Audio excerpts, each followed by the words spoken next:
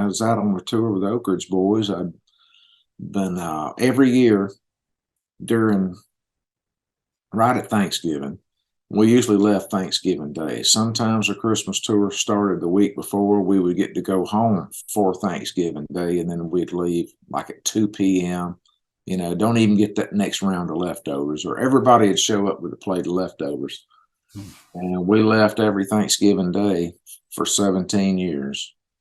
And I always dreaded it because I was going to be gone for a month. We didn't get back till Christmas Eve. Or day before Christmas Eve. So we were gone over a month. We would do usually about 33 cities, 33, 35 cities. It's a pretty grueling tour that the Oaks did every year. That's why I'm glad to see they're at the Opryland Hotel and not killing themselves on the road anymore, man. It's hard for a young man, but they're older, So anyway, we were out doing that, and this particular tour, they had me sitting behind a fake fireplace, and my ego couldn't hardly handle it. And I was in Cerritos, California. We were playing a sold-out show that night. I had been kind of in a dark spot. I was missing my family. I was doubting my calling. I wanted to be singing, and I surely didn't want to play behind a fake fireplace. And I had a lot of these places we were doing were union stage halls, meaning that they were union halls, and they have certain breaks where they call the stage being dark. When the stage is dark, that means it's a union break. Nobody's allowed on the stage, or somebody's going to get fined for it. So I had went in there. I noticed I'm the only one around, and I see a guy sitting out there. I was checking my drums, and he comes up to the front of the stage, 10, 15 feet from me, says, "Hey, man," I said, first off, I said, oh, and I saw him. I said, "Man, I'm sorry. Is the stage dark?" And he said, "Don't you have enough light around you?" I said, "Yes, sir. I just didn't want anybody to get fined." He came up to the stage. We exchanged pleasantries. He said, "Man, I love the drums."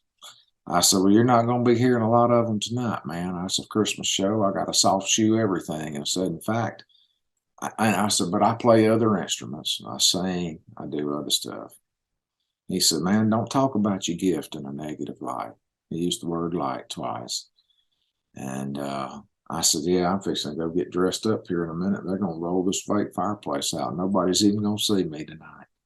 And that was really working on my ego, man. You got to have a little bit of an ego to be in the music business anyway. It was really tearing on me because I just felt I was in a dark place, man. And I knew it was the evil one working on me. And anyhow, I went to the lobby, took my little box of CDs out there, and I'd try to sell CDs at intermission and after the show. And the guy had followed me to the lobby, and I turned around, and he scared me. I didn't hear him coming behind me. He was right behind me. I jumped. He said, "Man, I didn't mean to scare you." He said, "But I felt led to come tell you, you need to quit playing for the guys that are writing your check. And you need to quit playing for the people that pay good money to see the guys that write your check. And you need to start playing for the one that gave you the gift." And man, I started trembling, and I asked him right then, I said, "Man, are you an angel?" And he said, "Man, I'm just a messenger." I said, "That's what angels are." And, my grandma always had this sign right in her foyer that said, "Be careful to entertain strangers, because some have entertained angels unaware." And that was in her foyer. I remember seeing that from the time I was old enough to read. And I asked him again. I said, "So that being said, I'm going to ask you again, are you an angel?" And I was, just trembling, basically. And he said, "I'm just a messenger." I said, "Well, I know who sent you." And I went straight to my drums, and I wrote, "Play for the one that gave you the gift." And then, since it was the Christmas tour, I wrote, "I'll play my best for him, Paul Rumpy Pum Pum." And that got me through the rest of that Christmas tour. I came home, I started recording a gospel album. Up until that point, I had always kept putting out country projects, and even though had a sideman job with the Oak Ridge Boys, and they were good to me for a long, long time. They were my family, man. I mean, I was their. They used to call me their secret weapon, because if somebody was down, I'd come. Before I was even with them officially, I was the secret weapon guy. If the piano player was out, I'd go play piano. If the drummer's out, I'd go play drums. If the guitar player was out, I'd go play guitar. I had made the rounds. If the bass singer couldn't sing or got hurt and was at home, I sang bass. So, I sang for my dad. I sang for the bass singer. I helped Dwayne sing a lot of times. Not a lot of times, but a couple of times. And so, anyway, they were good to me for a long time.